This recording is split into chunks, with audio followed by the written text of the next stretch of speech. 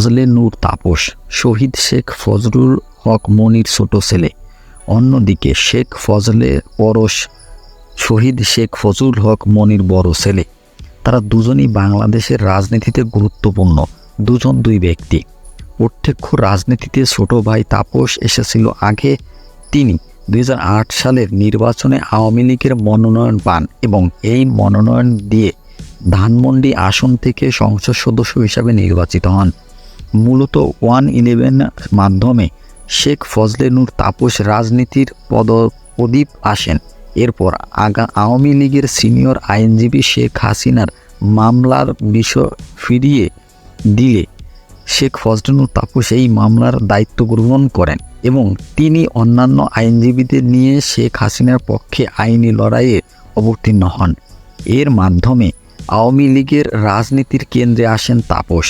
2009 সালের পর 3 দফা তিনি জাতীয় সংসদ নির্বাচন হতে জয়ী হয়েছিলেন। একজন ক্লিন ইমেজের রাজনীতিবিদ হিসাবে তরুণদের মধ্যে তার জনপ্রিয় তুঙ্গে।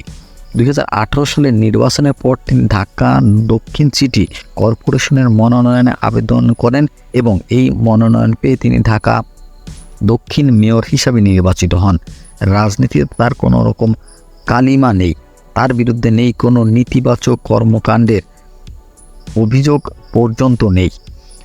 অন্যদিকে পরশ রাজনীতি বিমুখ ছিলেন, শিক্ষকতা করতেন এবং রাজনীতি থেকে নিজেকে গুটিয়ে রাখতেন। কিন্তু যুবলীগে যখন ক্যাসিনো বাণিজ্য কমিটি বাণিজ্য নিয়ে তালমাটাল, সেই সময় যুবলীগের কংগ্রেস করার নির্দেশ দেন আওয়ামী লীগের সভাপতি শেখ হাসিনা।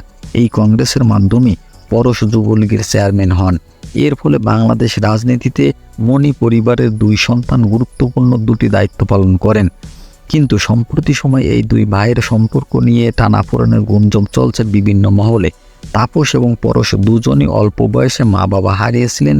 কঠিন যন্ত্রণা সমৃদ্ধ অবস্থায় কষ্টের মধ্য দিয়ে তারা সত্যিকারের মানুষ হয়েছেন। কিন্তু তাদের সম্পর্কের মধ্যে টানাপোড়েনের গুঞ্জন আসে কেন?